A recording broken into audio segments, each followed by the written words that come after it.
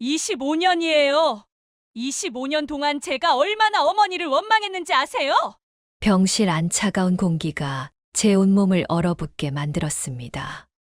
며느리 인숙이의 창백한 얼굴, 떨리는 입술, 그리고 저를 향한 그 차디찬 눈빛을 저는 평생 잊을 수 없을 겁니다. 제 딸을 지켜달라고 단 한 번만 잘 봐달라고 그렇게 부탁했는데 어머니는 솜사탕 사러 가셨잖아요. 고작 솜사탕 때문에 제 윤희가 저는 아무 말도 할 수 없었습니다. 목구멍까지 차오르는 말들이 있었지만 그 어떤 변명도 소용없다는 걸 알았습니다.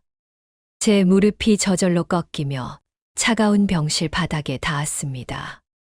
미안하다. 인수가. 정말 미안하다. 미안하다고 제 딸이 돌아오나요? 어머니는 제 인생을 빼앗아 가셨어요. 제 심장도, 제 웃음도, 제 모든 걸 다 가져가셨어요. 며느리의 목소리가 점점 높아지며 병실 전체를 울렸고 심장 모니터의 경보음이 요란하게 울려 퍼지기 시작했습니다. 간호사들이 급히 들어오는 소리, 의료진의 다급한 발소리, 그 모든 혼란 속에서 저는 그저 바닥에 주저앉아 있을 뿐이었습니다. 제 이름은 박정희입니다. 25년 전 저는 손녀를 잃었습니다.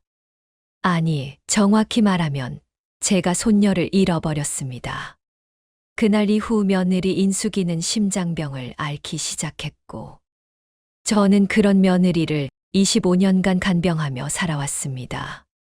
사람들은 제가 며느리를 얼마나 극진히 모시는지 보고 효부라 칭찬했지만 그들은 몰랐습니다.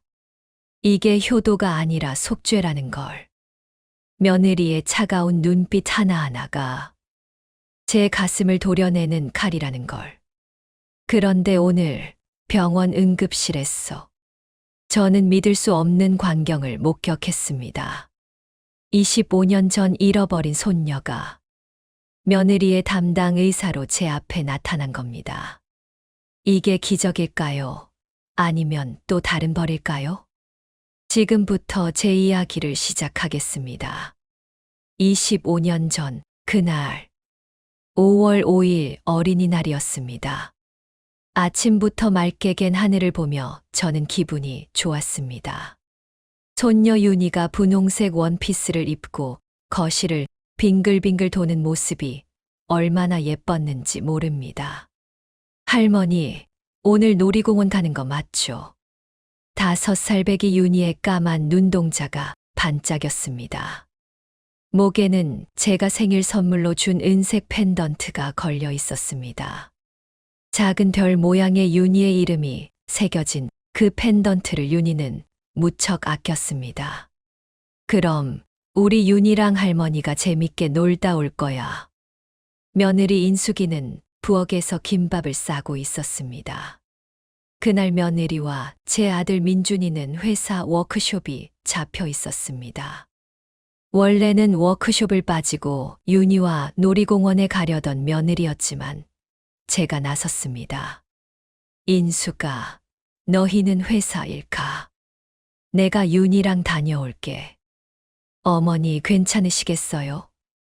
윤희가 워낙 활발해서 며느리의 목소리에는 걱정이 묻어났습니다. 지금 생각해보면 그때 며느리의 말을 들었어야 했습니다. 하지만 그때 저는 며느리가 저를 무시한다고 생각했습니다. 내가 애 하나 못 봐. 손녀 좀 데리고 놀다 오는데 뭐가 어려워. 제 목소리가 조금 날카로워졌습니다. 며느리는 더 이상 말하지 않았습니다. 그저 윤희의 가방을 챙기며 여러 번 당부했습니다. 윤아, 할머니 손 꼭 잡고 다녀야 해. 알았지? 응, 엄마, 걱정 마. 며느리가 윤희를 꼭 안아주던 모습이 아직도 눈에 선합니다. 그때 며느리의 포옹이 유난히 길었던 이유를 저는 그날 저녁이 되어서야 알게 되었습니다. 놀이공원은 어린이날을 맞아 아이들로 가득했습니다. 회전 목마, 바이킹, 범퍼카, 윤희는 모든 게 신기한지 이것저것 가리키며 좋아했습니다. 저도 손녀가 좋아하는 모습을 보니 기분이 좋았습니다. 할머니, 저기 솜사탕이요. 윤희가 솜사탕 가게를 가리켰습니다. 분홍색과 파란색 솜사탕이 구름처럼 부풀어 오른 모습이 아이들의 시선을 사로잡고 있었습니다. 그래, 할머니가 사줄게. 여기 벤치에 앉아서 기다려. 저는 윤희를 벤치에 앉혀놓고 솜사탕 가게로 향했습니다. 줄이 길었습니다. 5월의 따사로운 햇살 아래서 저는 지갑을 꺼내 들며 사람들 틈에 섰습니다. 얼마나 기다렸을까요? 5분 아니면 10분, 정확히 기억나지 않습니다. 다만 제가 분홍색 솜사탕을 손에 들고 돌아섰을 때 벤치는 비어 있었습니다. 유나? 제 목소리가 떨렸습니다. 주변을 둘러봤지만 분홍색 원피스를 입은 아이는 보이지 않았습니다. 윤희야, 유나. 심장이 빠르게 뛰기 시작했습니다. 저는 솜사탕을 떨어뜨리고 주변을 뛰어다니기 시작했습니다. 화장실, 근처 놀이기구, 매점, 모든 곳을 뒤졌지만 윤희는 없었습니다. 윤희야, 할머니 여기 있어. 어디 있어? 제 목소리는 점점 커졌고 주변 사람들이 저를 쳐다보기 시작했습니다. 한 아주머니가 다가와 물었습니다. 어머니, 무슨 일이세요?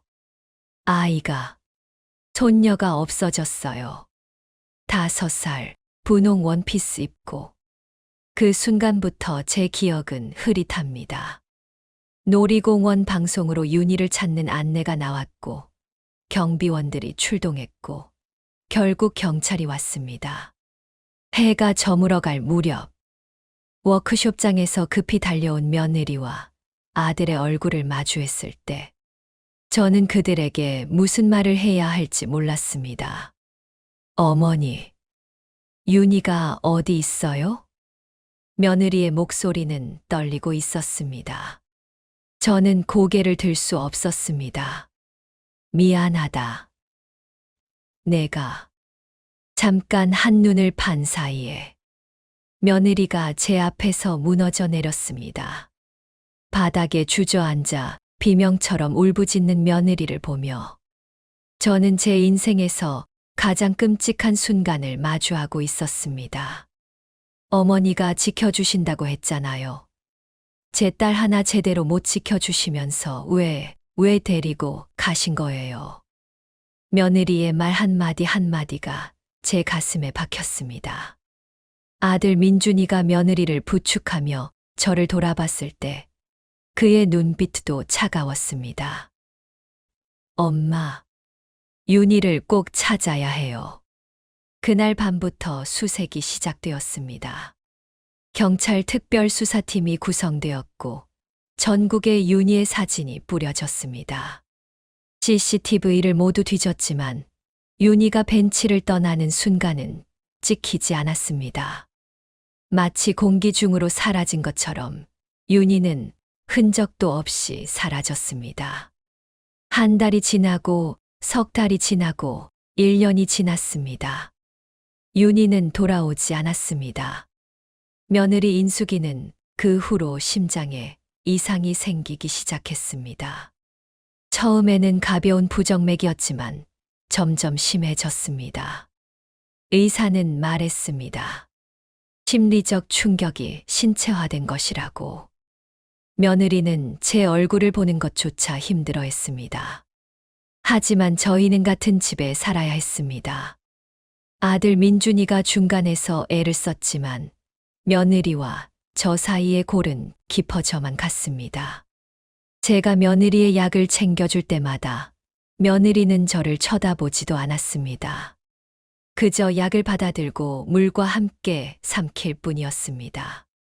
인수가 밥 먹어야지. 입맛이 없어요. 며느리의 목소리는 항상 냉랭했습니다. 저는 그게 당연하다고 생각했습니다. 제가 며느리의 딸을, 제 손녀를 잃어버렸으니까요. 그렇게 5년이 흘렀을 때 더 큰 비극이 찾아왔습니다. 아들 민준이가 교통사고로 세상을 떠난 겁니다. 딸을 잃고 이제 남편까지 잃은 며느리는 완전히 무너졌습니다. 어머니, 이제 저한테 남은 게 뭐예요? 장례식장에서 며느리가 제게 한 말이었습니다. 그 말에 저는 대답할 수 없었습니다. 그날 이후 저는 결심했습니다. 며느리를 평생 모시고 살겠다고. 그게 제가 할 수 있는 유일한 속죄라고 생각했습니다. 20년이 더 흘렀습니다. 며느리의 심장은 점점 약해졌고, 저는 며느리의 모든 생활을 돌봤습니다. 약 챙겨드리고, 식사 준비하고, 병원 모시고 가고, 밤중에 호흡곤란이 오면 등을 쓸어드리고, 며느리는 여전히 저를 용서하지 않았습니다. 하지만 저도 제 자신을 용서하지 못했습니다. 그래서 우리는 그렇게 같은 집에서 서로를 원망하며 25년을 살아왔습니다. 그러던 어느 날, 며느리가 갑자기 쓰러졌습니다. 그날 아침은 평소와 다를 바 없었습니다. 저는 며느리의 약을 챙겨 방으로 들어갔습니다. 커튼 사이로 비집고 들어오는 햇살이 며느리의 창백한 얼굴을 비추고 있었습니다. 인수가 약 먹을 시간이야. 며느리는 침대에 반쯤 기대 앉아 창밖을 보고 있었습니다. 대답이 없었습니다. 언제나처럼요. 저는 물잔과 약을 침대 옆 탁자에 놓고 며느리의 반응을 기다렸습니다. 어머니. 며느리의 목소리가 평소보다 더 약했습니다. 뭔가 이상했습니다. 왜 그래? 어디 불편해? 며느리가 천천히 고개를 돌려 저를 바라봤습니다. 그 눈빛에 담긴 건 원망도 미움도 아니었습니다. 그저 공허함이었습니다. 오늘따라 가슴이 답답해요. 그 말이 끝나기도 전에 며느리가 가슴을 움켜쥐며 앞으로 고꾸라졌습니다. 물잔이 바닥에 떨어지며 산산조각 났고, 저는 비명을 지르며 며느리를 부축했습니다. 인수가. 며느리의 입술은 파래지고 있었고, 식은땀이 이마를 적셨습니다. 저는 떨리는 손으로 휴대폰을 꺼내 119에 전화를 걸었습니다. 여보세요. 사람이 쓰러졌어요. 심장병 환자인데 갑자기. 구급차가 도착하기까지의 시간이 얼마나 길게 느껴졌는지 모릅니다. 저는 며느리의 손을 꽉 잡고 있었습니다. 차갑게 식어가는 그 손을 놓을 수가 없었습니다. 인수가 버텨. 조금만 버텨. 제발. 구급대원들이 며느리를 들것에 옮겼고, 저는 구급차에 함께 올라탔습니다. 사이렌 소리가 요란하게 울리는 가운데, 저는 며느리의 창백한 얼굴만 바라보고 있었습니다.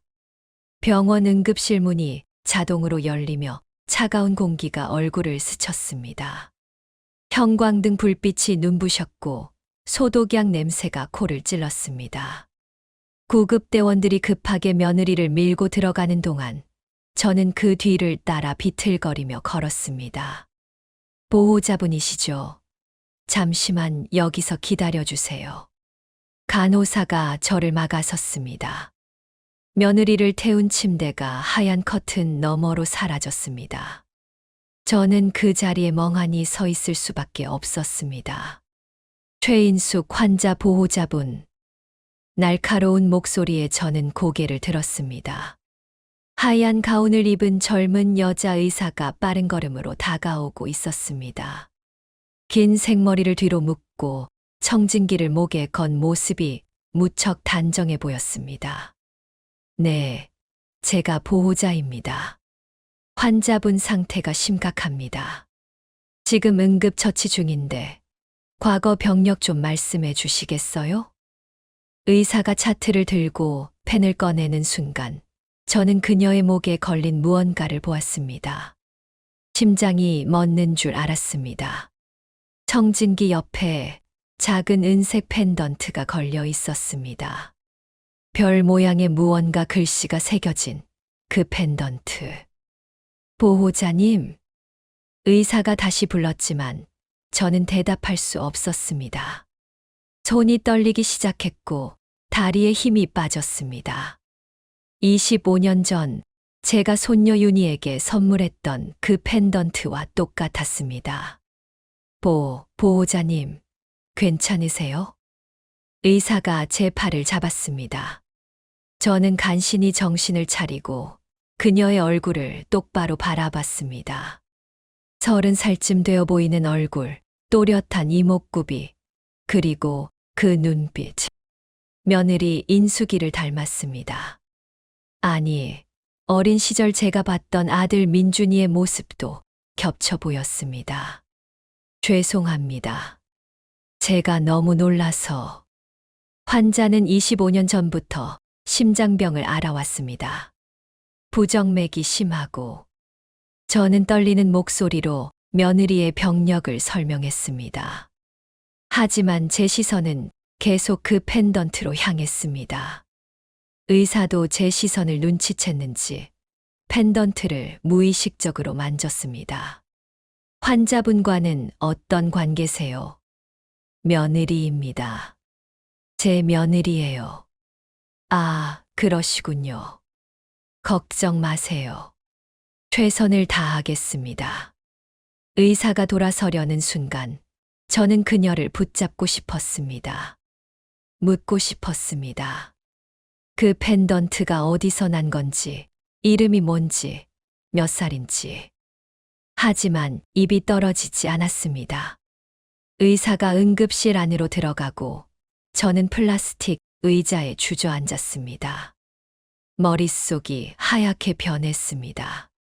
손은 계속 떨렸고 심장은 미친 듯이 뛰었습니다. 설마 그럴 리가. 하지만 제 본능은 알고 있었습니다. 저 의사가 25년 전 잃어버린 손녀 윤이라는 것을. 1시간쯤 지났을까요? 응급실 문이 열리고 그 의사가 다시 나왔습니다. 저는 벌떡 일어났습니다. 환자분 상태가 안정되었습니다. 일단 위기는 넘겼어요. 하지만 심장이 많이 약해진 상태라 입원 치료가 필요합니다. 감사합니다, 선생님. 정말 감사합니다. 저는 허리를 깊이 숙였습니다. 의사가 명찰을 보니 윤소연이라고 적혀 있었습니다. 윤소연. 성은 다르지만 이름에 윤자가 같았습니다. 입원 수속은 1층에서 하시면 되고 환자분은 곧 병실로 옮겨질 거예요. 제가 담당 주치의니까 궁금한 거 있으시면 언제든 물어보세요. 선생님, 저도 모르게 그녀를 불렀습니다. 의사가 돌아보며 눈을 깜빡였습니다.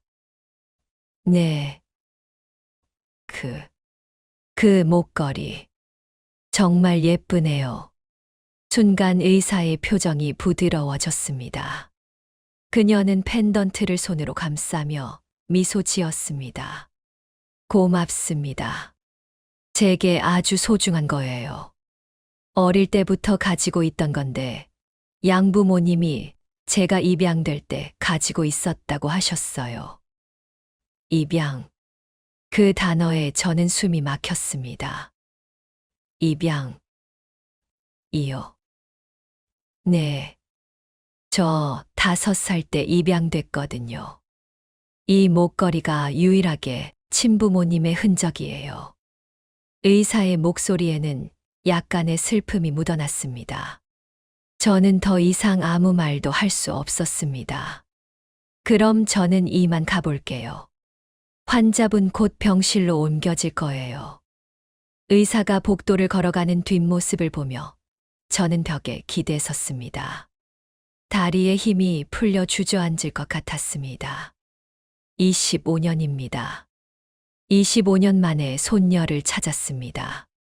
그것도 며느리를 살린 의사로. 하지만 기쁨보다 두려움이 먼저 밀려왔습니다. 이걸 며느리에게 어떻게 말해야 할까요? 며느리가 알면 어떤 반응을 보일까요? 저는 떨리는 손으로 휴대폰을 꺼냈습니다. 예전에 윤희 실종 사건을 맡았던 박 형사의 번호가 아직 저장되어 있었습니다. 25년이 지났지만 저는 그 번호를 지우지 못했습니다. 전화를 걸까 말까 망설이다가 저는 결국 통화 버튼을 눌렀습니다. 여보세요, 박 형사님. 저 박정희입니다. 25년 전 손녀 실종 사건 기억하시나요? 박 여사님, 오랜만입니다. 무슨 일이시죠? 혹시 DNA 검사 비밀리에 할 수 있을까요? 전화기 너머로 잠깐의 침묵이 흘렀습니다. 무슨 일이 있으신 겁니까? 손녀를 찾은 것 같습니다. 제 목소리가 떨렸습니다. 박 형사는 한동안 말이 없다가 조용히 대답했습니다. 병원으로 가겠습니다. 정확한 위치 문자로 보내주세요. 전화를 끊고 저는 응급실 복도 의자에 다시 앉았습니다. 주변에는 사람들이 오가고 어디선가 아이 우는 소리가 들렸고 응급실 문은 계속 열렸다 닫혔다를 반복했습니다. 하지만 제게는 모든 소리가 멀게만 느껴졌습니다. 25년 만에 찾은 손녀, 그리고 여전히 저를 용서하지 못한 며느리. 이제 저는 무엇을 해야 할까요? 병실로 옮겨진 며느리는 여전히 의식이 없었습니다. 산소 마스크를 쓴 채 침대에 누워있는 모습이 너무나 작고 연약해 보였습니다. 저는 침대 옆 의자에 앉아 며느리의 손을 잡았습니다. 인수가 깨어나야 해. 우리 윤희를 찾았어. 하지만 그 말은 목구멍에서 맴돌뿐 밖으로 나오지 않았습니다. 며느리는 여전히 창백한 얼굴로 규칙적인 숨을 쉬고 있었습니다. 병실 문이 노크 소리도 없이 열렸습니다. 박 형사였습니다. 25년이 지났지만 여전히 단정한 인상의 그는 조용히 제게 다가왔습니다. 박 여사님, 형사님, 오셨군요. 저는 자리에서 일어나 복도로 나왔습니다. 병실 밖 복도 끝, 사람들의 시선이 닿지 않는 곳에서 저는 형사에게 오늘 있었던 일을 설명했습니다. 펜던트, 의사의 나이, 입양 사실까지. 확실합니까? 확실하진 않습니다. 하지만 제 직감이 그렇게 말합니다. 형사님, 25년을 손녀를 찾아 헤맸어요. 그 아이의 생일마다, 실종된 날마다 저는 기도했습니다. 제발 살아만 있어달라고. 박 형사는 잠시 생각하더니 고개를 끄덕였습니다. DNA 검사 키트를 가져왔습니다. 하지만 박 여사님, 본인의 동의 없이 채취하는 건 윤리적으로 알고 있습니다. 하지만 지금 며느리 상태로는 이 사실을 말할 수가 없어요. 만약 틀렸다면 며느리에게 또 다른 상처를 주는 겁니다. 형사는 더 이상 말하지 않았습니다. 그는 저에게 작은 키트를 건넸습니다. 머리카락이나 타액 샘플이면 됩니다. 조심하세요. 형사가 떠나고 저는 키트를 주머니에 넣은 채 병실로 돌아왔습니다. 며느리는 여전히 잠들어 있었습니다. 그날 밤은 잠을 이룰 수 없었습니다. 병실 옆 보호자 침대에 누웠지만 눈을 감을 때마다 25년 전 놀이공원의 장면이 떠올랐습니다. 윤희가 벤치에 앉아 저를 바라보던 눈빛, 분홍색 원피스, 목에 걸린 펜던트. 이튿날 아침 윤소연 의사가 회진을 왔습니다. 어머니, 밤새 잘 주무셨어요? 네, 선생님. 환자는 언제쯤 깨어날까요? 곧 의식이 돌아올 겁니다. 다행히 심장 손상이 크지 않았어요. 소연이 며느리의 상태를 체크하는 동안 저는 그녀의 모든 움직임을 관찰했습니다. 손동작, 말투, 환자를 대하는 태도. 모든 것이 따뜻하고 세심했습니다. 선생님은 어디서 잘하셨어요? 소연이 고개를 들어 저를 바라봤습니다. 갑작스러운 질문에 약간 놀란 듯 했지만 곧 미소를 지었습니다. 서울 근교 작은 동네에서 자랐어요. 양부모님이 그쪽에서 작은 가게를 하셨거든요. 그러시군요. 행복하셨나요? 소연의 표정이 부드러워졌습니다. 네. 부모님이 저를 정말 사랑해 주셨어요. 입양된 아이라는 게 가끔 외로웠지만 부모님은 저를 친자식처럼 대해 주셨죠. 친부모님을 찾고 싶지 않으세요? 소연이 잠시 망설였습니다. 그녀의 손이 무의식적으로 펜던트를 만졌습니다. 가끔은 궁금해요. 왜 저를 버렸는지, 지금은 어디서 무엇을 하고 계신지. 하지만 양부모님께 죄송스러워서 그분들이 상처받을까봐 감히 찾아볼 생각을 못했어요. 제 가슴이 아팠습니다. 버렸다는 표현이 칼처럼 꽂혔습니다. 저는 윤희를 버린 게 아니었습니다. 잃어버린 겁니다. 하지만 윤희 입장에서는 무슨 차이가 있을까요? 선생님의 부모님은 어떤 분들이신가요? 두 분 다 60 중반이세요. 제가 의대 들어갈 때 정말 많이 도와주셨어요. 가게 일이 힘드셨을 텐데 등록금 마련하시느라. 소연의 목소리에 감사함이 가득했습니다. 저는 복잡한 감정에 휩싸였습니다. 윤희를 사랑으로 키워준 그 부모님께 감사하면서도 동시에 제가 그 역할을 하지 못했다는 죄책감이 밀려왔습니다. 환자분 보호자님이시니까 조심스럽게 여쭤보는데 환자분께서 오래전에 큰 충격을 받으신 적 있으신가요? 심장병이 심리적 요인과 관련이 있는 경우가 많거든요. 저는 입술을 깨물었습니다. 뭐라고 대답해야 할까요? 네.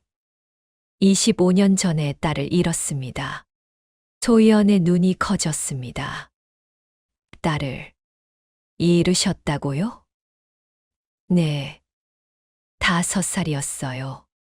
놀이공원에서 실종되었습니다. 소연의 얼굴이 창백해졌습니다. 그녀는 차트를 들고 있던 손이 미세하게 떨리는 것을 숨기지 못했습니다. 그게 언제쯤이었나요? 25년 전 5월 5일이었습니다. 침묵이 흘렀습니다. 소연은 아무 말도 하지 못했습니다. 저도 마찬가지였습니다. 둘 사이에 무언가 팽팽한 긴장감이 흘렀습니다. 저는 이만 가볼게요. 소연이 서둘러 병실을 나갔습니다. 그녀의 뒷모습이 흔들리는 것 같았습니다. 그날 오후 저는 기회를 잡았습니다. 소연이 회진을 마치고 간호사실에 들렀을 때 그녀가 쓰던 일회용 컵을 몰래 챙겼습니다. 손이 떨렸지만 저는 그 컵을 조심스럽게 비닐봉지에 넣었습니다. 며느리의 샘플은 쉽게 얻을 수 있었습니다.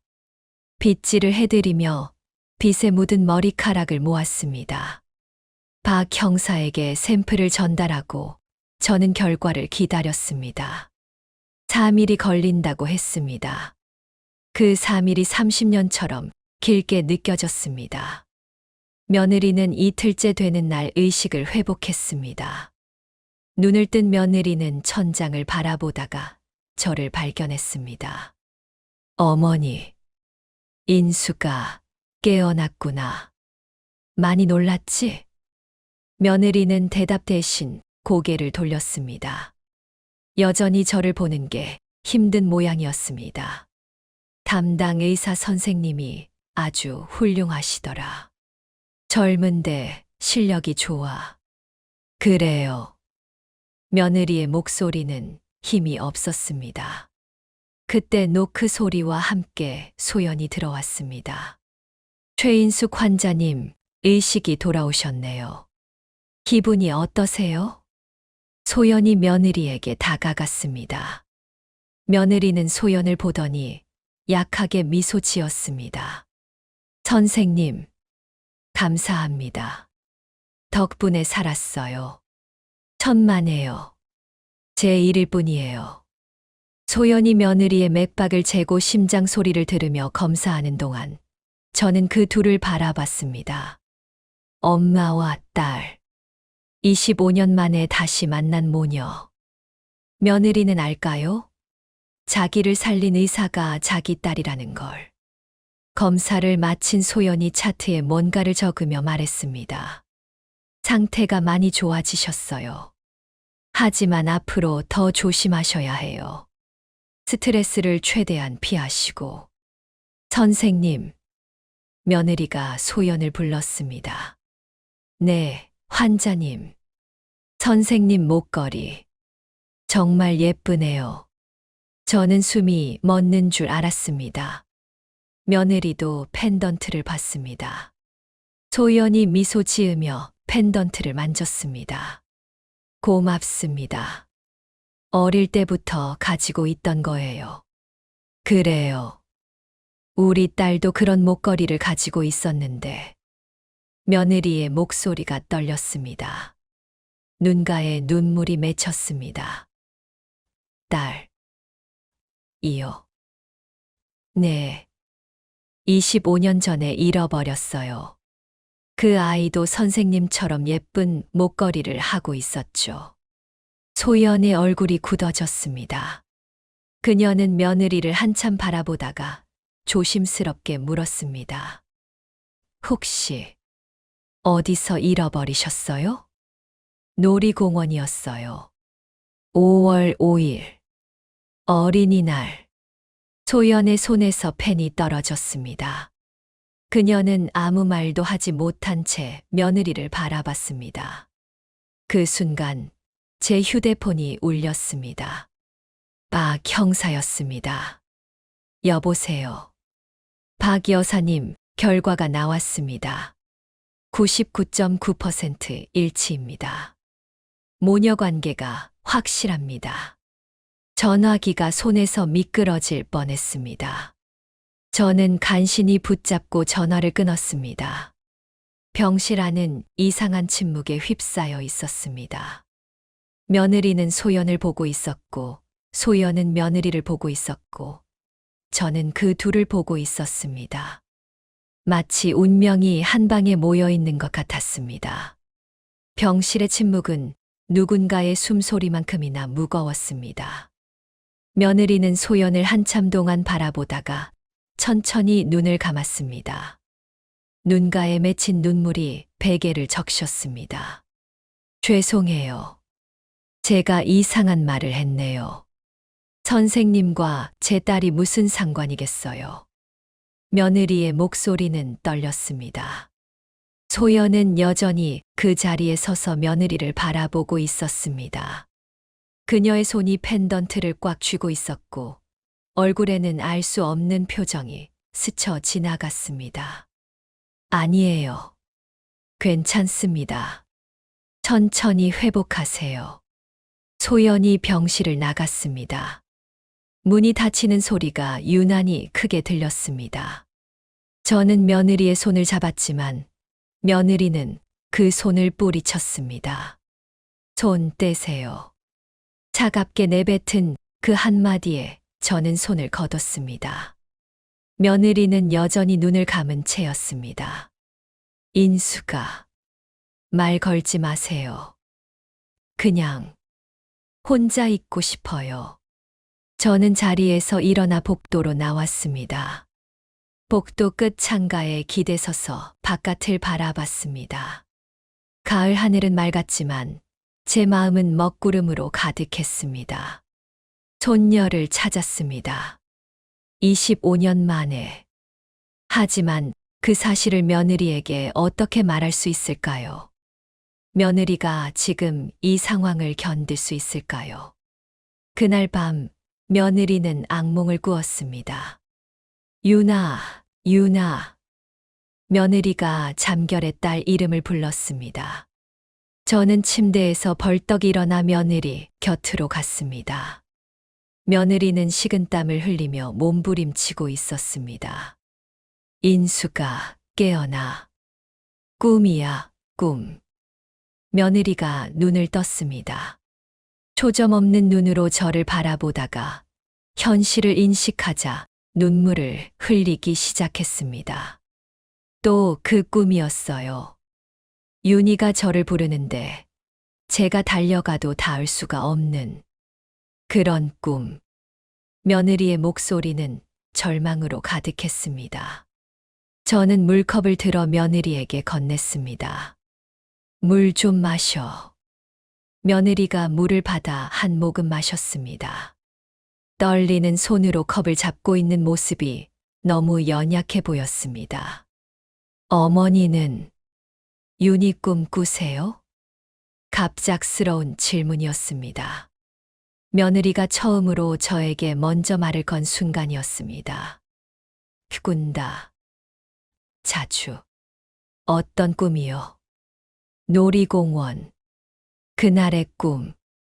윤희가 벤치에 앉아 저를 바라보는 꿈. 며느리가 쓴웃음을 지었습니다. 참 우습죠. 우리 둘 다 같은 아이를 그리워하면서도 서로를 이렇게 원망하고 있다니. 저는 아무 말도 할 수 없었습니다. 며느리의 말이 칼처럼 가슴을 찔렀습니다. 어머니, 솔직히 말씀드릴게요. 며느리가 저를 똑바로 바라봤습니다. 그 눈빛에는 25년간 쌓인 모든 감정이 담겨 있었습니다. 저는 어머니를 용서할 수 없어요. 평생을 어머니 곁에서 살았지만 단 하루도 어머니를 진심으로 용서한 적이 없어요. 알고 있다. 하지만 동시에 어머니가 없으면 저도 살 수 없다는 걸 압니다. 어머니가 25년간 저를 돌봐주신 것도 알아요. 그게 더 괴로워요.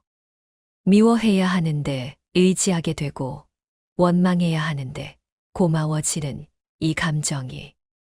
며느리의 눈에서 눈물이 흘러내렸습니다. 제 마음 한쪽에는 아직도 5살 윤희가 살고 있어요. 분홍색 원피스 입고 목에 별 목걸이 하고 저를 엄마 하고 부르던 그 아이가. 그 아이는 자라지 않아요. 영원히 5살이에요. 저도 모르게 눈물이 났습니다. 며느리의 고통이 고스란히 제 가슴으로 전해졌습니다. 인수가, 내가 말씀 안 하셔도 돼요. 어머니가 후회하신다는 것도 평생 죄책감에 시달리신다는 것도 압니다. 하지만 그게 뭐가 중요해요. 제 딸은 안 돌아오잖아요. 며느리가 다시 눈을 감았습니다. 이제 좀 쉬고 싶어요. 나가주세요. 저는 천천히 자리에서 일어났습니다. 병실 문을 나서는데 며느리의 목소리가 뒤에서 들려왔습니다. 어머니, 그래도 감사해요. 저를 포기하지 않고 돌봐주셔서. 저는 고개를 돌리지 못했습니다. 그저 문을 조용히 닫고 복도로 나왔습니다. 다음 날 아침 소연이 회진을 왔을 때 분위기는 묘했습니다. 며느리는 소연을 보자 미세하게 몸을 긴장시켰고 소연도 평소보다 조심스러워 보였습니다. 환자분, 어젯밤은 좀 어떠셨어요? 괜찮았어요, 선생님. 며느리의 대답은 짧았습니다. 소연이 검사를 하는 동안 며느리는 계속 소연의 펜던트를 바라봤습니다. 그 시선을 눈치챈 소연이 무의식적으로 펜던트를 옷 안으로 넣었습니다. 선생님, 며느리가 조심스럽게 불렀습니다. 네, 환자님. 혹시 선생님 입양되셨다고 하셨죠? 소연의 표정이 굳어졌습니다. 저도 긴장했습니다. 네, 맞습니다. 언제 입양되셨어요? 5살 때요. 며느리의 얼굴이 창백해졌습니다. 손으로 침대 시트를 꽉 움켜쥐었고 숨소리가 거칠어졌습니다. 환자님 괜찮으세요? 얼굴이 안 좋으신데. 괜찮아요. 그냥 제 딸 생각이 나서요. 며느리의 목소리가 떨렸습니다. 선생님, 혹시 선생님 친부모님을 찾아보신 적 있으세요? 소연이 한참을 망설이다가 고개를 저었습니다. 아니요. 찾고 싶었지만 양부모님께 죄송스러워서요. 그분들이 저를 정말 사랑해 주셨거든요. 그럼 친부모님이 선생님을 버린 거라고 생각하세요? 글쎄요. 어렸을 땐 그렇게 생각했어요. 하지만 지금은 어쩔 수 없는 사정이 있었을 거라고 믿고 싶어요. 며느리가 눈물을 흘리기 시작했습니다. 소연이 놀라며 물었습니다. 환자님, 왜 우세요? 제 딸도 선생님처럼 어디선가 잘 살고 있으면 좋겠어요. 저를 원망하지 않고 행복하게. 소연의 눈도 촉촉해졌습니다. 그녀는 며느리의 손을 잡았습니다. 분명 그럴 거예요. 딸은 엄마를 원망하지 않아요. 저도 제 엄마가 어떤 사정이 있었을 거라고 믿으니까요.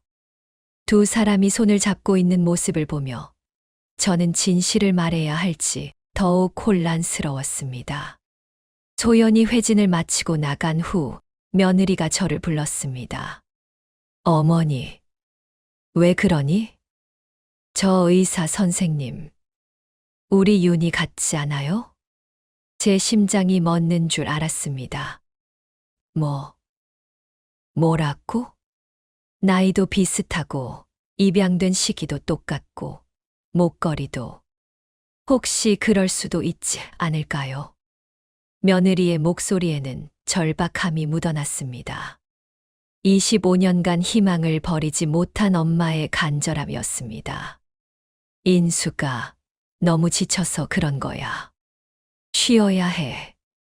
아니에요. 어머니도 보셨잖아요. 그 목걸이. 윤희가 차고 있던 거랑 똑같았어요. 며느리의 목소리가 커졌고 심장 모니터의 수치가 올라가기 시작했습니다. 인수가 진정해. 흥분하면 안 돼. 진정하라고요? 제 딸일지도 모르는데 어떻게 진정해요? 며느리가 침대에서 일어나려 했습니다. 저는 급히 며느리를 말렸습니다. 안 돼. 지금 움직이면 안 돼. 놔주세요. 저 선생님한테 물어볼 거예요. 5월 5일에 입양됐는지, 어디서 발견됐는지. 그때 간호사가 급히 들어왔습니다. 환자분, 누우셔야 해요. 며느리와 저, 그리고 간호사가 실랑이를 벌이는 사이 소연이 다시 병실로 들어왔습니다. 무슨 일이에요? 소연이 놀라며 물었습니다. 며느리가 소연을 보자 눈물을 흘리며 소리쳤습니다. 선생님이 혹시 제 딸은 아닐까요? 25년 전 5월 5일 놀이공원에서 실종됐어요. 5살이었고 목에 별 목걸이를 하고 있었어요. 병실이 조용해졌습니다. 소연은 그 자리에 얼어붙은 듯 서 있었고 며느리는 가쁜 숨을 몰아쉬며 소연을 바라봤고, 저는 두 사람 사이에서 어찌할 바를 몰랐습니다. 환자님, 소연의 목소리가 떨렸습니다. 저도 정확히는 모르겠어요. 양부모님이 5월쯤 절 입양했다고만 하셨고, 정확한 날짜는. 그럼 가능성이 있다는 거잖아요. 며느리가 다시 소리쳤고, 심장 모니터에 경보음이 울렸습니다. 소연이 급히 며느리를 눕히며 간호사에게 지시했습니다. 진정제 준비하세요. 안 돼요. 저 자고 싶지 않아요. 제 딸을 확인해야 해요. 며느리가 버둥거렸지만 곧 진정제가 투여되었고 며느리의 몸이 천천히 이완되기 시작했습니다. 윤이. 며느리가 희미하게 딸 이름을 부르다가 잠들었습니다. 병실이 다시 조용해졌습니다. 소연이 며느리의 상태를 확인하고 저를 돌아봤습니다. 보호자님, 밖에서 얘기 좀 할 수 있을까요? 저는 고개를 끄덕이고 소연을 따라 복도로 나왔습니다. 복도 끝 상담실로 들어갔습니다. 소연이 문을 닫고 저를 마주보며 섰습니다. 창밖으로 들어오는 오후 햇살이 그녀의 얼굴을 비췄고 그 빛 속에서 저는 며느리의 젊은 시절 모습을 보는 것 같았습니다. 보호자님, 환자분이 하신 말씀이 사실인가요? 소연의 목소리는 떨리고 있었습니다. 그녀의 손이 가슴께로 올라가 펜던트를 만졌습니다. 사실이다. 25년 전 5월 5일 놀이공원에서 손녀 윤희가 실종됐어. 그리고 그 아이가 하고 있던 목걸이가 내가 지금 하고 있는 것과 똑같았어. 소연이 벽에 기대 섰습니다. 다리에 힘이 풀린 듯 했습니다. 믿을 수가 없어요. 저는 그냥 평범하게 의사로 살아왔는데 DNA 검사를 했다. 제가 조용히 말했습니다. 소연이 고개를 들어 저를 똑바로 바라봤습니다. 뭐라고요? 며느리와 내 DNA를 비교했어. 99.9% 일치했다. 너는 우리 손녀 윤희가 맞아. 소연은 한참 동안 아무 말도 하지 못했습니다. 그저 저를 멍하니 바라볼 뿐이었습니다.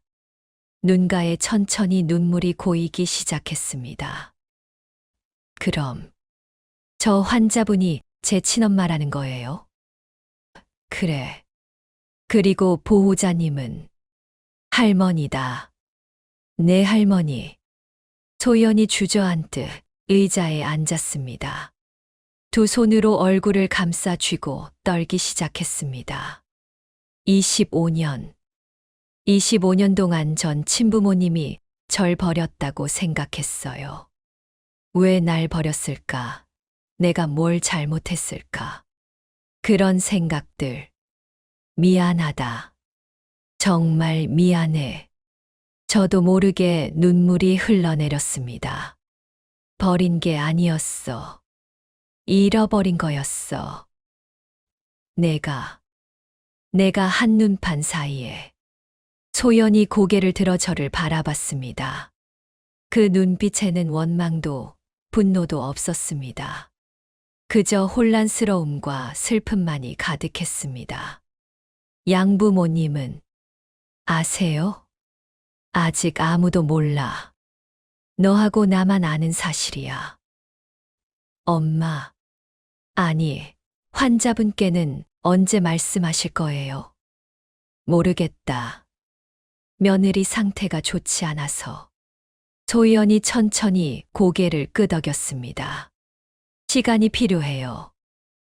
저도 이 모든 게 너무 갑작스러워서. 그리고 양부모님께 어떻게 말씀드려야 할지. 천천히 해도 돼. 급할 건 없어. 하지만 제 마음속에서는 다른 목소리가 들렸습니다. 며느리에게 얼마나 시간이 남았을까? 며느리의 심장은 점점 약해지고 있었습니다. 소연이 자리에서 일어났습니다. 일단 환자분 치료에 집중할게요. 그리고 생각을 정리하고 다시 찾아뵙겠습니다. 소연이 상담실을 나갔습니다. 저는 그 자리에 혼자 남아 창밖을 바라봤습니다. 병원 정원에서는 환자들이 산책하고 있었고 나무잎들이 바람에 흔들리고 있었습니다. 평범한 오후였지만 제 세상은 완전히 뒤바뀌어 있었습니다. 며칠이 지났습니다. 며느리는 진정제 효과로 깊은 잠에 빠져 있었고 소연은 회진 외에는 병실에 들어오지 않았습니다. 우리 사이에 흐르는 묘한 긴장감을 간호사들도 눈치챘는지 조심스러워했습니다. 어느 날 오후 저는 병원 로비에서 한 남자를 보았습니다. 30 초반으로 보이는 남자가 소연을 기다리고 있었습니다. 단정한 셔츠에 청바지를 입은 모습이 평범해 보였지만 그의 얼굴에는 깊은 피로가 서려 있었습니다. 소연이 로비로 내려왔고 남자는 그녀를 보자 환하게 미소 지었습니다. 소연아, 진우 오빠, 왜 여기까지 왔어요? 저는 멀찍이 떨어진 곳에서 그들을 지켜봤습니다. 소연과 진우라는 남자는 병원 카페테리아로 들어갔고 저도 조용히 뒤따라갔습니다. 요즘 많이 힘들어 보여. 무슨 일 있어? 진우가 걱정스러운 목소리로 물었습니다. 소연이 커피잔을 두 손으로 감싸며 한숨을 쉬었습니다. 그냥 병원 일이 좀 바빴어. 거짓말. 나한테 숨기지 마. 우리 몇 년 만났는데. 소연이 잠시 망설이다가 고개를 저었습니다. 나중에 얘기할게. 지금은 정리가 안 됐어. 진유가 소연의 손을 잡았습니다. 괜찮아. 천천히 해. 난 기다릴 수 있어. 그 모습을 보며 저는 가슴이 아팠습니다. 손녀가 사랑하는 남자가 있었고 그 남자는 손녀를 진심으로 걱정하고 있었습니다. 며칠 후 저는 박 형사에게서 연락을 받았습니다. 박 여사님, 김진우라는 사람에 대해 조사해 봤습니다. 왜요? 제가 부탁한 적 없는데. 윤소연 의사 주변 인물들을 파악하는 게 좋을 것 같아서요. 김진우 31세. 윤소연 의사와 3년째 연애 중입니다. 그래요. 그 사람은 어떤 사람인가요? 과거에 억울한 일로 1년 정도 복역한 적이 있습니다. 회사 상사의 횡령 사건에 연루됐는데 알고 보니 누명이었습니다. 지금은 작은 회사에 다니며 성실하게 살고 있고요. 그 사람, 손녀에게 잘해주나요? 네. 주변 사람들 말로는 윤소연 의사를 정말 아끼는 것 같다고 합니다. 전화를 끊고 저는 생각에 잠겼습니다. 손녀가 사랑하는 남자. 그가 과연 손녀에게 어울리는 사람일까요? 다음 날 저는 일부러 서울역 근처로 갔습니다. 박 형사가 알려준 정보로 진우가 점심시간에 자주 간다는 곳이었습니다. 그리고 저는 노숙자처럼 낡은 옷을 입고 길거리에 앉았습니다. 1시간쯤 지났을까요?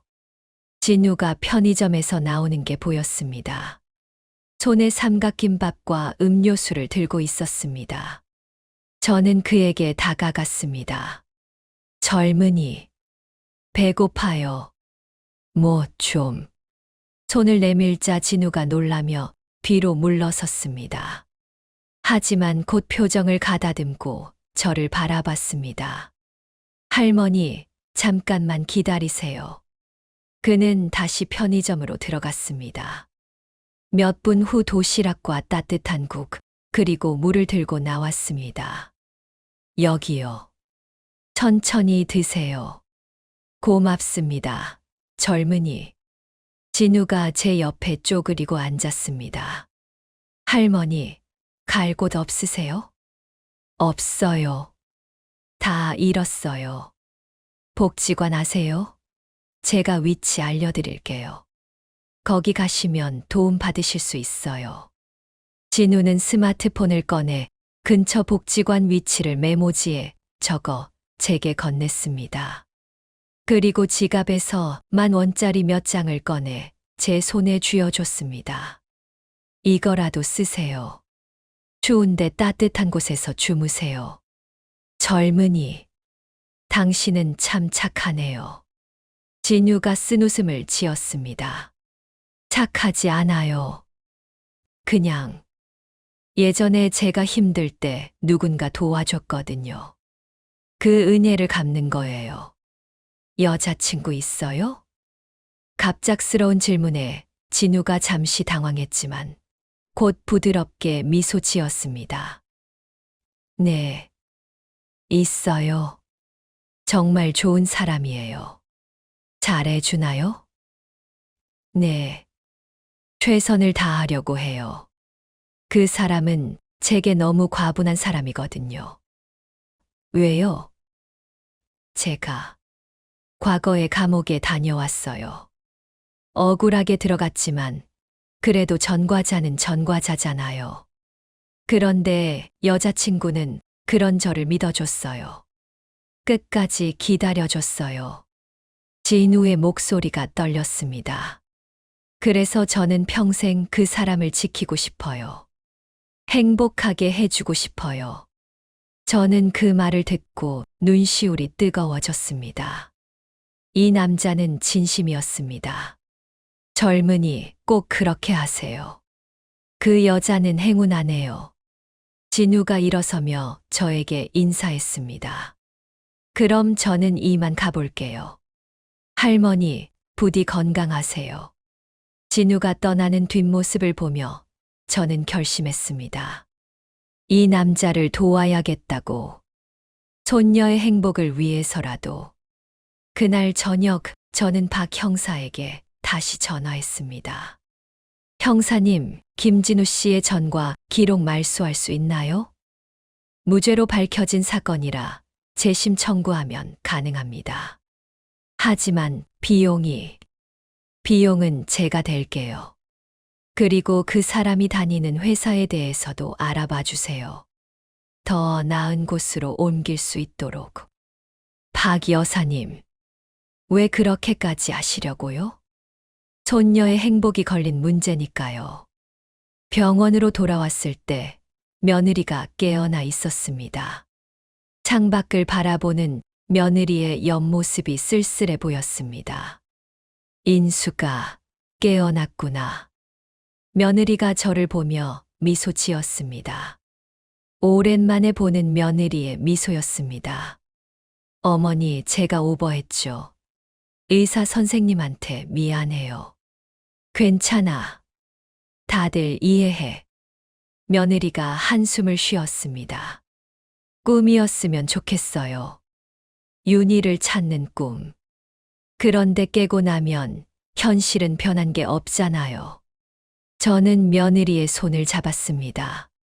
이번에는 며느리가 손을 뿌리치지 않았습니다. 인수가, 조금만 기다려. 좋은 일이 있을 거야. 어머니, 우리에게 무슨 좋은 일이 있겠어요? 며느리는 알지 못했습니다. 좋은 일이 이미 와 있다는 것을. 저는 그저 며느리의 손을 꽉 잡고 있을 뿐이었습니다. 일주일이 지났습니다. 며느리의 상태는 조금씩 호전되고 있었지만 심장은 여전히 불안정했습니다. 소연은 매일 회진을 왔지만 며느리와는 필요한 말만 주고받았습니다. 둘 사이에는 보이지 않는 벽이 있었습니다. 저는 그 사이에서 숨이 막혔습니다. 진실을 말해야 하는 건지 아니면 계속 숨겨야 하는 건지. 어느 날 오후 소연이 제게 따로 이야기하자며 옥상으로 올라가자고 했습니다. 10월의 찬바람이 옷깃을 파고들었습니다. 옥상 난간 너머로 서울 시내가 한눈에 내려다 보였습니다. 할머니, 소연이 처음으로 저를 그렇게 불렀습니다. 그 호칭에 제 가슴이 먹먹해졌습니다. 많이 고민했어요. 양부모님께도 말씀드렸어요. 뭐라고 하시던가. 울으셨어요. 두 분 다. 언젠가 이런 날이 올 줄 알았다고. 하지만 막상 닥치니 마음이 아프다고. 소연의 목소리가 떨렸습니다. 그래도 아버지가 말씀하셨어요. 친부모님을 만나보라고. 그게 내 권리라고. 그리고 두 분은 언제나 내 부모로 남아있을 거라고. 좋은 분들이시구나. 네. 정말 좋으신 분들이에요. 소연이 잠시 말을 멈추고 하늘을 올려다봤습니다. 구름이 빠르게 흘러가고 있었습니다. 환자분께, 아니, 엄마께 말씀드리고 싶어요. 제가 딸이라는 걸. 지금. 네. 더 이상 숨길 수가 없어요. 매일 병실에 들어갈 때마다 거짓말하는 것 같아서 괴로워요. 저는 며느리의 얼굴을 떠올렸습니다. 그 약한 심장, 그 연약한 몸. 충격을 받으면 위험할 수 있어. 알아요. 그래서 제가 옆에서 지킬게요. 의사니까요. 소연이 저를 돌아보며 손을 내밀었습니다. 같이 가요. 할머니. 같이 말씀드려요. 저는 소연의 손을 잡았습니다. 따뜻했습니다. 25년 만에 잡는 손녀의 손. 병실로 내려갔습니다. 며느리는 침대에 앉아 책을 읽고 있었습니다. 저희가 들어오자 고개를 들었습니다. 어머니, 선생님. 무슨 일이세요? 소연이 천천히 며느리에게 다가갔습니다. 저는 문 옆에 서서 그 모습을 지켜봤습니다. 환자님께 드릴 말씀이 있어요. 무슨 말씀이요? 소연이 목에 걸린 펜던트를 꺼냈습니다. 은색 별이 형광등 불빛을 받아 반짝였습니다. 이 목걸이. 환자님 딸이 하고 있던 거랑 똑같다고 하셨죠. 며느리의 손이 떨리기 시작했습니다. 책이 무릎에서 미끄러져 바닥에 떨어졌습니다. 네. 그랬어요. 그리고 5월 5일에 실종됐다고. 맞아요. 소연이 며느리의 손을 잡았습니다. 저예요. 제가 환자님의 딸이에요. 병실이 조용해졌습니다. 벽식의 초침 소리만 또각또각 들렸습니다. 며느리는 소연을 멍하니 바라만 보고 있었습니다. 뭐라고요? DNA 검사 결과가 나왔어요. 저와 환자님은 모녀 관계가 확실해요. 며느리의 입술이 파르르 떨렸습니다. 눈에서 눈물이 주르르 흘러내렸습니다. 거짓말이죠. 아니에요. 진짜예요. 소연도 눈물을 흘리기 시작했습니다. 25년이에요. 25년 동안 엄마를 찾았어요. 왜 날 버렸는지, 내가 뭘 잘못했는지. 버린 게 아니야. 엄마가 버린 게 아니야. 며느리가 흐느끼기 시작했습니다. 두 손으로 얼굴을 감싸고 몸을 떨었습니다. 윤이. 네. 엄마. 소연이 며느리를 끌어안았습니다. 며느리도 소연을 꽉 안았습니다. 25년 만의 포옹이었습니다. 미안해. 엄마가 미안해. 지키지 못해서 미안해. 며느리가 소연의 등을 쓸어내리며 계속 사과했습니다. 소연은 고개를 며느리의 어깨에 묻고 울었습니다. 아니에요. 엄마 잘못 없어요. 있어. 엄마가 어린이날에 함께 있었어야 하는데. 엄마가 일 때문에 못 갔잖아. 괜찮아요. 이렇게 만났잖아요. 저는 그 모습을 보며 벽에 기댔습니다. 눈물이 멈추지 않았습니다. 25년간 기다려온 순간이었습니다. 한참을 그렇게 서로를 안고 울던 며느리가 갑자기 몸을 떨기 시작했습니다. 환자님, 소연이 놀라며 며느리를 눕혔습니다. 며느리의 얼굴이 창백해지고 입술이 파래졌습니다. 가슴이 아파요. 심장 모니터에 경보음이 울렸습니다. 소연이 급히 비상벨을 눌렀습니다. 간호사, 응급 카트. 의료진이 우르르 들어왔습니다. 저는 복도로 밀려났습니다. 병실 안에서는 소연의 지시 소리와 의료 장비 소리가 뒤섞여 들렸습니다. 혈압 떨어지고 있어요. 심실세동, 제세동기 준비, 충전 완료. 쿵 하는 소리와 함께 며느리의 몸이 튕겼습니다. 저는 벽에 등을 기대고 주저앉았습니다. 다시 200줄, 또다시 쿵 하는 소리. 맥박 돌아왔어요. 산소 포화도 올라가고 있습니다.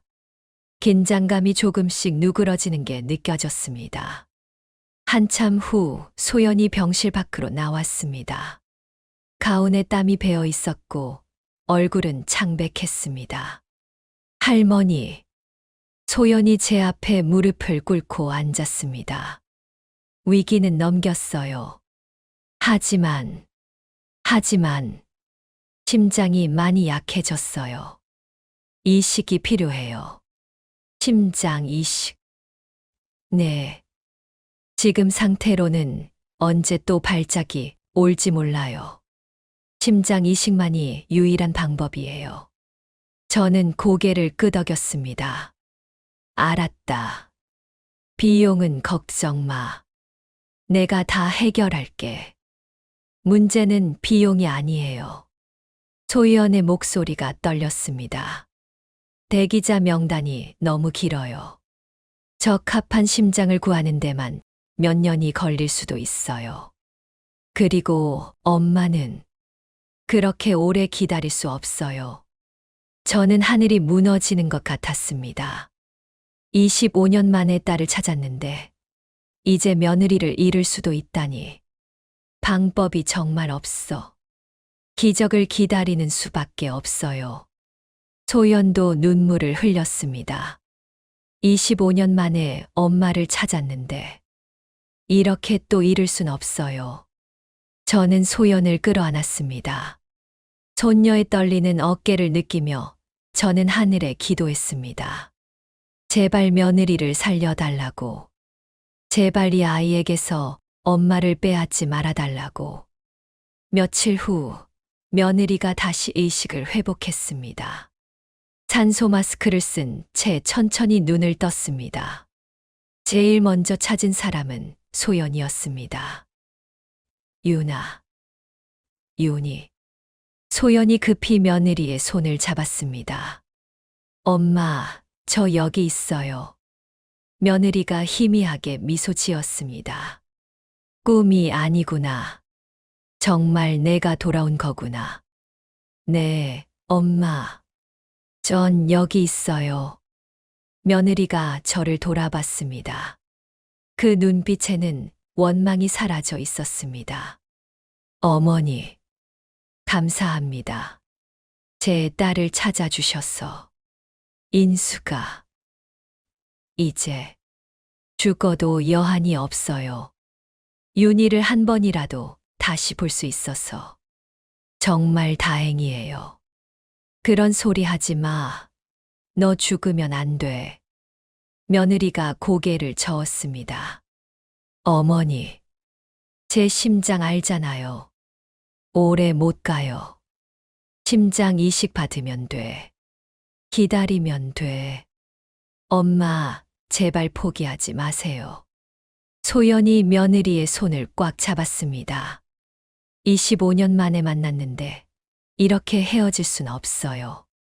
엄마랑 하고 싶은 얘기가 너무 많아요. 같이 가고 싶은 곳도 많고, 먹고 싶은 것도 많고. 며느리의 눈에서 눈물이 흘렀습니다. 미안해. 엄마가 미안해. 그때 병실 문이 열리며 진우가 들어왔습니다. 손에 꽃다발을 들고 있었습니다. 소연아, 내가 급하게 오라고 해서.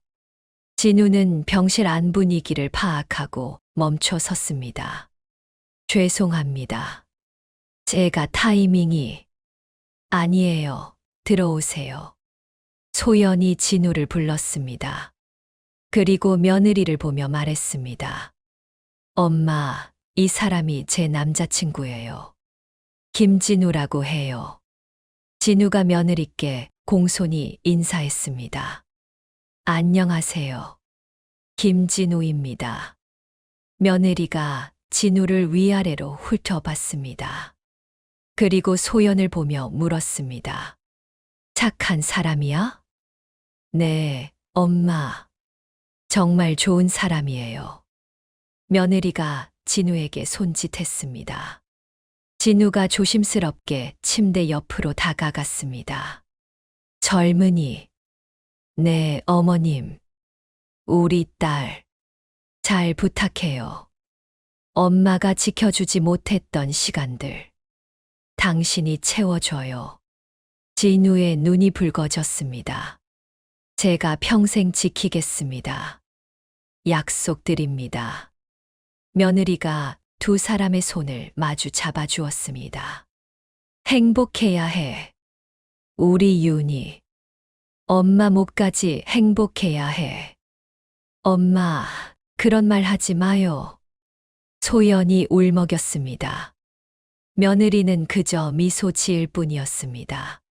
밤이 되었습니다. 소연과 진우가 돌아가고 병실에는 며느리와 저만 남았습니다. 며느리가 조용히 저를 불렀습니다. 어머니, 왜 그러니? 용서해요. 어머니를 용서해요. 25년간 원망했지만, 이제는 용서해요. 제 눈에서 눈물이 흘렀습니다. 인수가, 윤희를 돌려주셔서 고마워요. 그리고 25년간 저를 돌봐주셔서 고마워요. 며느리의 손이 제 손을 꽉 잡았습니다. 어머니가 아니었으면 저 진작에 죽었을 거예요. 어머니 덕분에 딸을 다시 만날 수 있었어요. 저는 며느리의 손을 양손으로 감싸 쥐었습니다. 인수가 버텨줘. 조금만 더 버텨줘. 이제 막 윤희를 찾았잖아. 노력할게요. 윤희 결혼식은 꼭 보고 싶으니까요. 며느리가 창밖을 바라봤습니다. 서울의 야경이 반짝이고 있었습니다. 참 예쁘네요. 이 세상이. 저도 함께 창밖을 바라봤습니다. 별들이 총총히 빛나고 있었습니다. 25년 만에 찾은 평화였습니다. 하지만 그 평화가 얼마나 갈지 저는 알 수 없었습니다. 며느리의 상태는 날이 갈수록 악화되었습니다. 심장 이식 대기자 명단에 올라갔지만 적합한 심장이 나타날 기미는 보이지 않았습니다. 소연은 병원에서 거의 살다시피 하며 며느리를 돌봤고, 진우는 매일같이 병원을 찾아왔습니다. 어느 날 새벽, 저는 며느리의 손을 잡고 있었습니다. 며느리의 손은 점점 차갑게 식어가고 있었고, 숨소리는 가늘어지고 있었습니다. 창밖으로 동이 트기 시작했고, 새들이 지저귀는 소리가 희미하게 들려왔습니다. 인수가, 버텨줘. 제발 버텨줘. 며느리가 천천히 눈을 떴습니다. 초점 없는 눈동자가 저를 향했습니다. 어머니, 윤희는 자고 있어. 당직실에서. 며느리가 희미하게 미소 지었습니다. 다행이네요. 그 애가 너무 고생하는 것 같아서. 인수가 힘내. 심장 곧 나타날 거야. 며느리가 고개를 저었습니다. 그 작은 움직임조차 힘겨워 보였습니다. 어머니, 제가 죽으면 그런 소리 하지 마.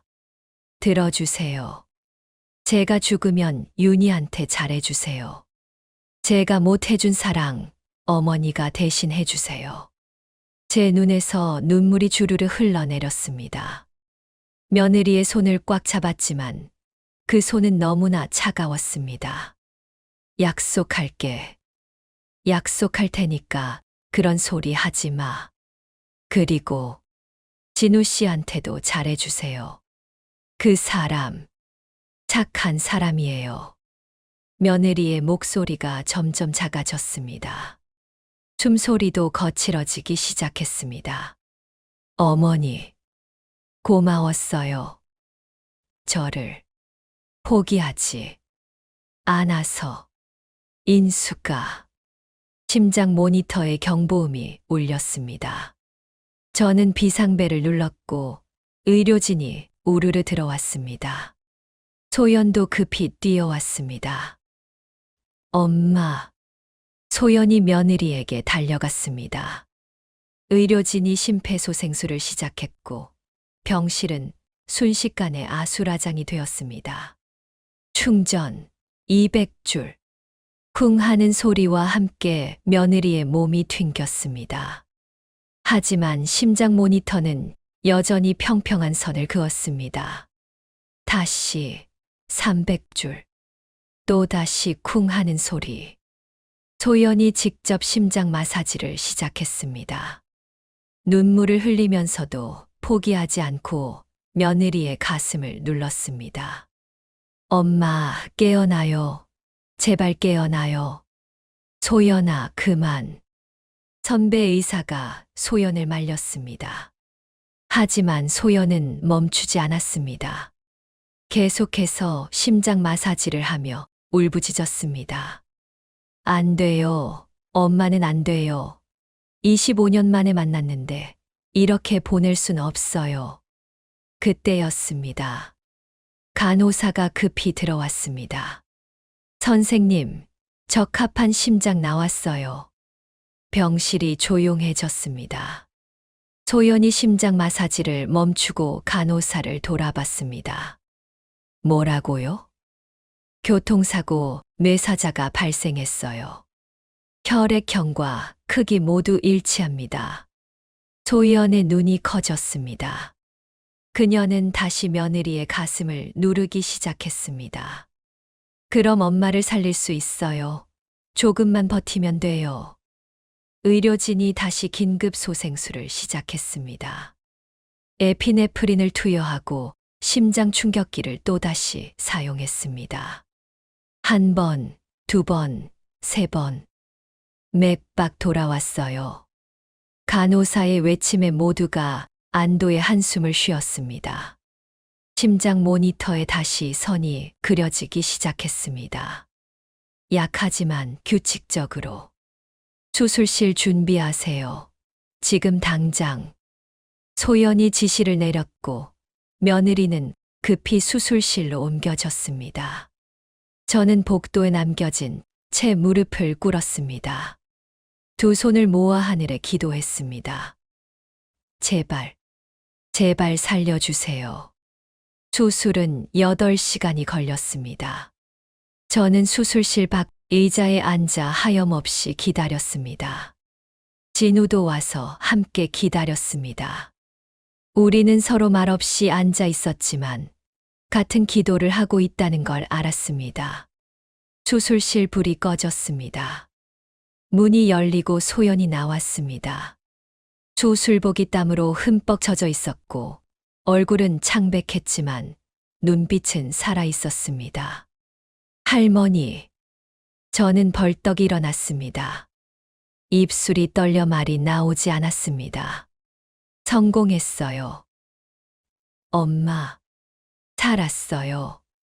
그 순간 제 다리에 힘이 풀렸습니다.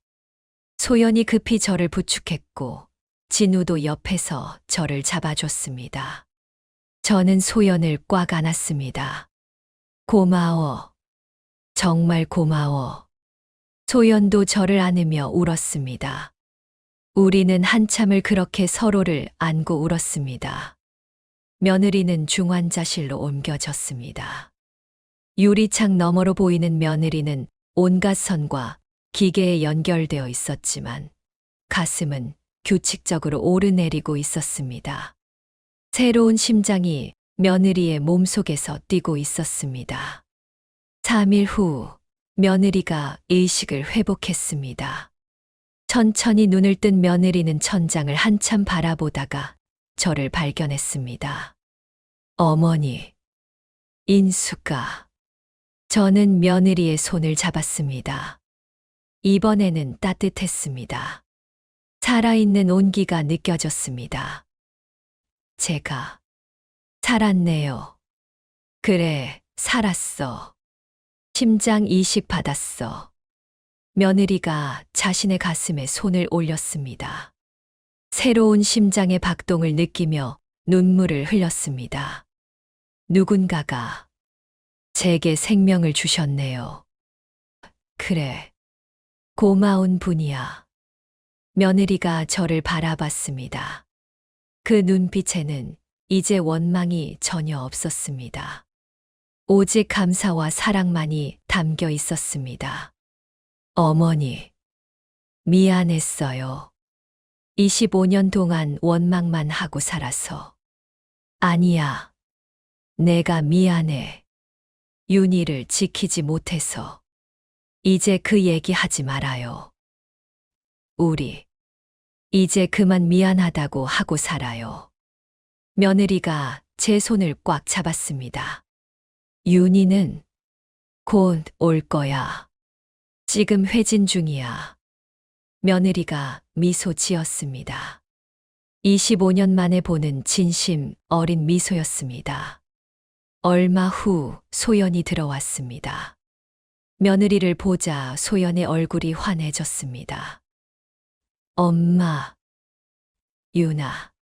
소연이 며느리의 침대 옆에 앉았습니다.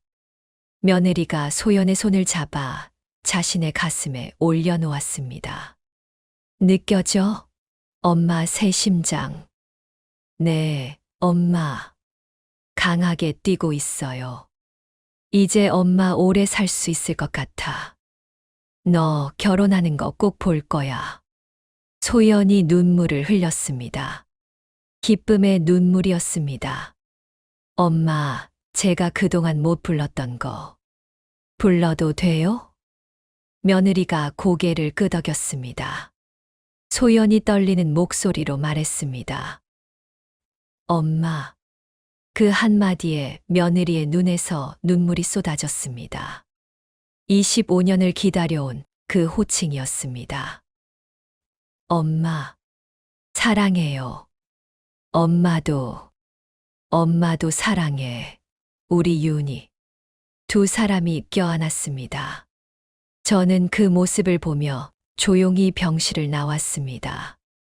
복도에서 진우가 기다리고 있었습니다. 어머님, 환자분 상태는 어떠세요? 좋아. 정말 좋아. 진우가 안도의 한숨을 쉬었습니다. 다행이에요. 소연이가 얼마나 걱정했는지. 진우 씨. 제가 진우를 불렀습니다. 네, 어머님. 우리 손녀. 부탁해요. 진우가 고개를 깊이 숙였습니다. 평생 지키겠습니다. 약속드립니다. 저는 진우의 어깨를 토닥였습니다. 이 청년은 믿을만했습니다. 며칠 후 며느리는 일반 병실로 옮겨졌습니다. 회복 속도가 빨랐고 의료진도 놀라워했습니다. 소연은 그게 살고 싶은 의지 때문이라고 말했습니다. 딸을 만났으니 더 이상 죽고 싶지 않다는 의지. 병실에는 진우가 가져온 꽃들이 가득했고 창문으로는 따뜻한 가을 햇살이 들어왔습니다. 며느리는 침대에 반쯤 기대 앉아 소연과 이야기를 나누고 있었습니다. 유나, 어렸을 때 어땠어? 양부모님은 잘해주셨고. 네, 엄마. 정말 잘해주셨어요. 제가 의대 가고 싶다고 했을 때도 아낌없이 지원해주셨어요.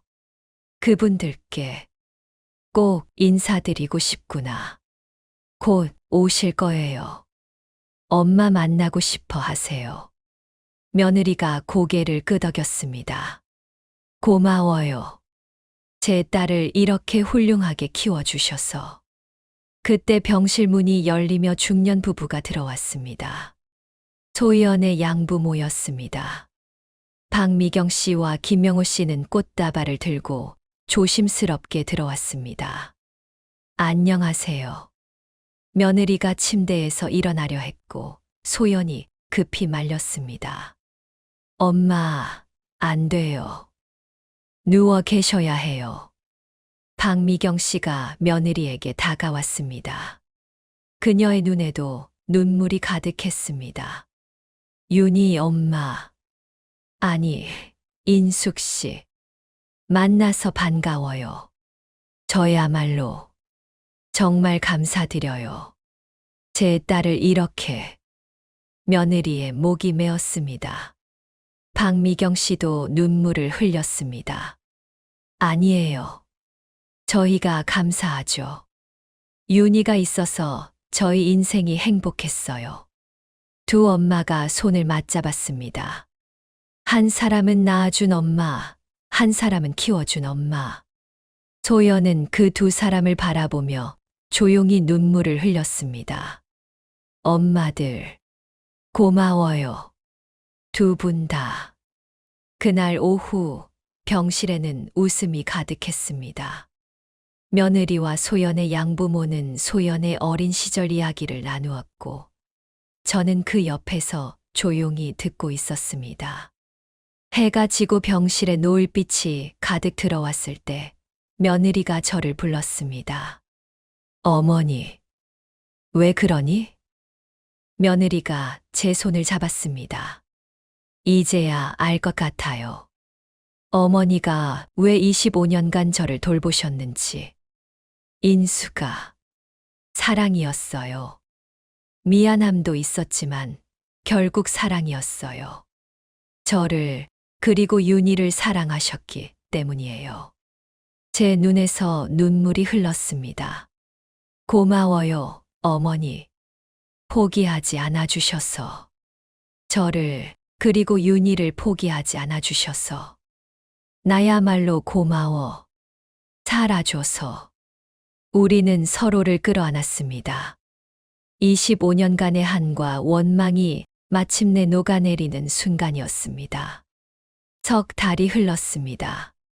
계절은 가을에서 겨울을 지나봄으로 바뀌고 있었습니다. 병원 정원에는 벚꽃이 피기 시작했고 따뜻한 봄바람이 불어왔습니다. 며느리는 완전히 회복했습니다. 새로운 심장은 힘차게 뛰고 있었고 얼굴에는 혈색이 돌았습니다. 무엇보다 눈빛이 달라졌습니다. 25년간 죽어있던 눈빛이 이제는 살아 있었습니다. 퇴원하는 날, 며느리는 병원 복도를 천천히 걸으며 지나온 날들을 떠올렸습니다. 응급실에서 처음 소연을 만났던 그날, DNA 검사 결과를 들었던 그날, 심장 이식 수술을 받았던 그날. 모든 순간이 기적 같았습니다. 엄마, 천천히 걸으세요. 소연이 며느리의 팔을 부축했습니다. 며느리는 딸의 손길이 얼마나 고마운지 몰랐습니다. 괜찮아. 이제 건강해졌어. 병원 로비에는 진우가 차를 대기시켜 놓고 기다리고 있었습니다. 그의 옆에는 소연의 양부모님도 함께 있었습니다. 모두가 며느리를 반갑게 맞아주었습니다. 인숙 씨, 축하해요.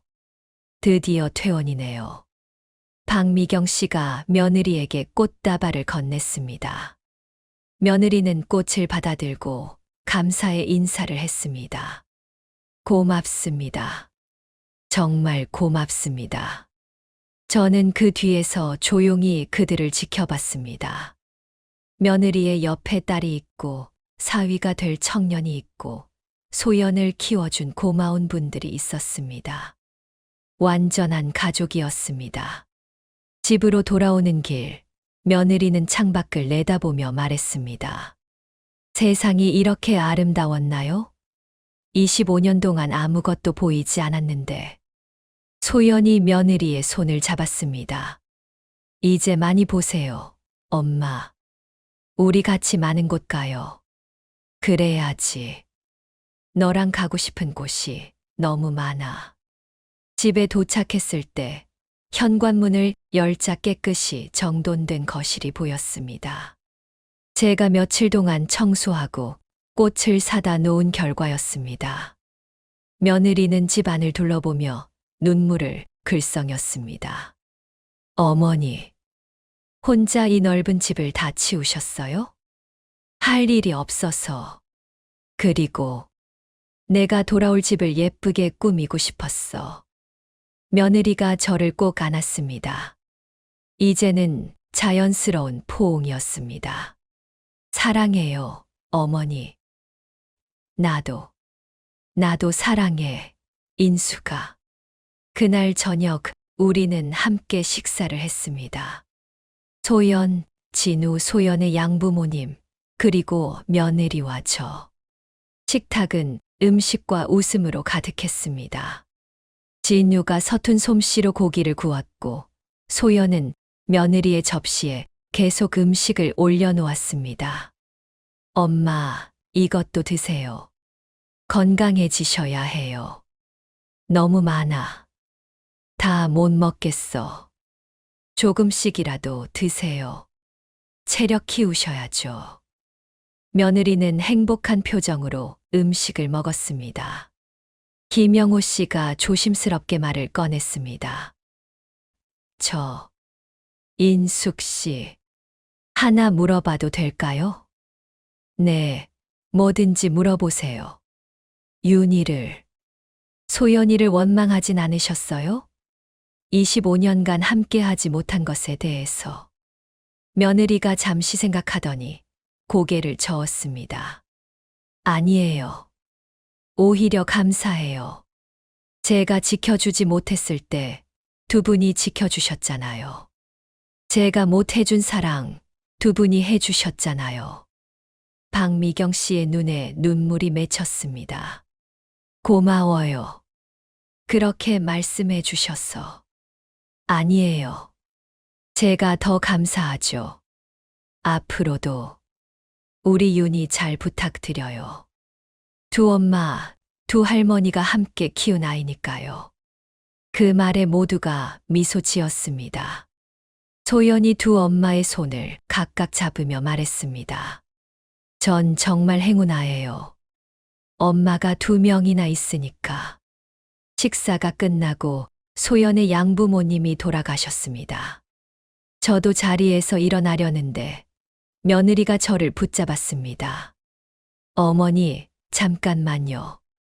왜 그러니? 며느리가 소연과 진우를 불렀습니다. 얘들아, 이리 와봐. 두 사람이 며느리 옆에 나란히 섰습니다. 며느리는 두 사람의 손을 잡아 마주 잡게 했습니다. 엄마가 병원에 있을 때 생각 많이 했어. 내가 언제 또 쓰러질지 모르잖아. 그래서 며느리가 진우를 바라봤습니다. 진우 씨, 우리 윤희랑 결혼해 줄래요? 진우의 눈이 커졌습니다. 소연도 놀란 표정이었습니다. 어머님, 기다릴 필요 없어요. 사랑하면 되는 거예요. 엄마는 더 이상 기다리고 싶지 않아요. 우리 딸 행복한 모습 빨리 보고 싶어요. 진우가 며느리께 깊이 인사했습니다. 감사합니다, 어머님. 꼭 행복하게 해드리겠습니다. 그리고 소연을 돌아보며 무릎을 꿇었습니다. 주머니에서 작은 상자를 꺼내는 진우의 손이 떨리고 있었습니다. 소연아, 나랑 결혼해 줄래? 소연의 눈에서 눈물이 흘렀습니다. 고개를 끄덕이며 대답했습니다. 네, 네, 오빠. 진유가 소연의 손가락에 반지를 끼워 주었습니다. 며느리와 저는 그 모습을 보며 손뼉을 쳤습니다. 거실에 웃음과 축하의 말들이 가득했습니다. 그날 밤 며느리와 저는 거실에 나란히 앉아 있었습니다. 창밖으로는 봄밤의 달이 밝게 빛나고 있었습니다. 어머니, 민준이가 보고 싶네요. 며느리가 하늘을 보며 말했습니다. 5년 전 세상을 떠난 아들 이야기였습니다. 그 아이도 기뻐하고 있을 거야. 윤희를 찾았으니까. 민준이한테 미안해요. 제가 너무 슬픔에 빠져서 남편을 제대로 사랑하지 못했어요. 며느리의 목소리가 떨렸습니다. 그 아이는 이해했을 거야. 너도 나도 모두 힘들었으니까. 며느리가 제 어깨에 머리를 기댔습니다. 딸처럼, 아니, 진짜 딸이 된 것처럼. 어머니, 25년이 걸렸지만, 우리 이제 진짜 가족이 된 것 같아요. 그래, 이제 진짜 가족이야.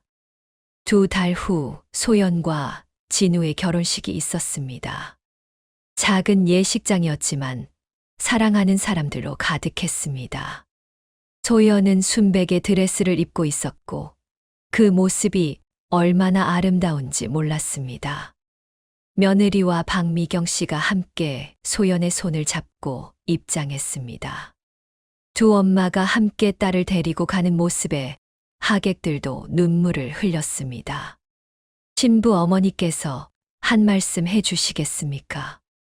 사회자가 물었고 며느리가 마이크를 잡았습니다. 떨리는 목소리로 시작했습니다. 윤아, 엄마가 25년 동안 너를 지켜주지 못해서 미안해. 하지만 오늘부터는 내 옆에 있을게. 내가 행복할 수 있도록 엄마가 할 수 있는 모든 것을 할게. 며느리의 목소리가 울먹였습니다. 그리고 진우 씨, 우리 딸 부탁해요. 아프지 않게, 슬프지 않게 해줘요. 네, 어머님. 약속드립니다. 진우가 며느리께 인사하며 대답했습니다. 박미경 씨도 마이크를 잡았습니다. 소연아, 엄마 아빠한테 와줘서 고마워. 너 덕분에 우리 인생이 행복했어. 앞으로도 행복하렴. 두 엄마의 축복 속에 결혼식은 따뜻하게 진행되었습니다. 저는 맨 앞자리에 앉아 그 모습을 지켜봤습니다. 손녀가 행복해하는 모습, 며느리가 웃는 모습, 모든 게 꿈만 같았습니다. 피로연이 끝나고 저희는 병원 근처 공원으로 갔습니다. 벚꽃이 만개한 공원에는 꽃이 피 눈처럼 흩날리고 있었습니다. 며느리와 소연, 진우, 그리고 저. 네 사람이 벤치에 나란히 앉았습니다. 할머니, 노래 불러주세요. 소연이 제게 부탁했습니다. 무슨 노래? 할머니가 좋아하시는 노래요. 저는 잠시 생각하다가 옛날 노래를 떠올렸습니다. 며느리가 좋아하던 노래, 아들 민준이도 좋아하던 노래. 보리고개였습니다. 떨리는 목소리로 노래를 시작했습니다. 보리고개 넘었어. 며느리가 제 손을 잡고 함께 불렀습니다. 꽃 피는 마을에. 소연과 진우도 함께 따라 불렀습니다. 우리는 벚꽃 아래에서 함께 노래를 불렀습니다. 25년의 한과 슬픔을 넘어 이제는 행복을 노래하는 순간이었습니다. 노래가 끝나고 며느리가 조용히 말했습니다. 어머니, 행복해요. 정말 행복해요. 나도 행복하다, 인수가. 하늘에서 벚꽃이 피 눈처럼 내렸습니다. 우리는 그 꽃잎을 맞으며 서로를 바라봤습니다. 25년을 기다려 다시 만난 가족. 피로 이어진 가족이 아니라 사랑으로 이어진 진짜 가족이었습니다. 그날 저녁 집으로 돌아와 며느리의 방에 불을 켜주며 저는 생각했습니다. 25년 전 그날 놀이공원에서 손녀를 잃어버렸던 그 끔찍했던 날. 그날이 없었다면 오늘도 없었을 것입니다. 삶은 때로 잔인하지만 또 때로는 기적을 선물합니다. 저는 그 기적을 받았습니다. 손녀를 다시 만났고 며느리와 화해했고 진정한 가족이 되었습니다. 침대에 누워 잠들기 전 하늘에 있을 아들에게 속삭였습니다. 민준아, 윤희를 찾았어. 내 딸을 찾았어. 그리고 내 엄마와 내 아내도 이제 화해했어. 걱정 마. 엄마가 다 지킬게. 내가 못다 한 사랑, 엄마가 이어갈게. 창밖으로 봄바람이 불어왔습니다. 그 바람 속에서 아들의 대답이 들리는 것 같았습니다. 고맙습니다, 엄마. 사랑해요. 저는 미소 지으며 눈을 감았습니다. 길고 긴 악몽이 끝나고 이제는 행복한 꿈을 꿀 시간이었습니다.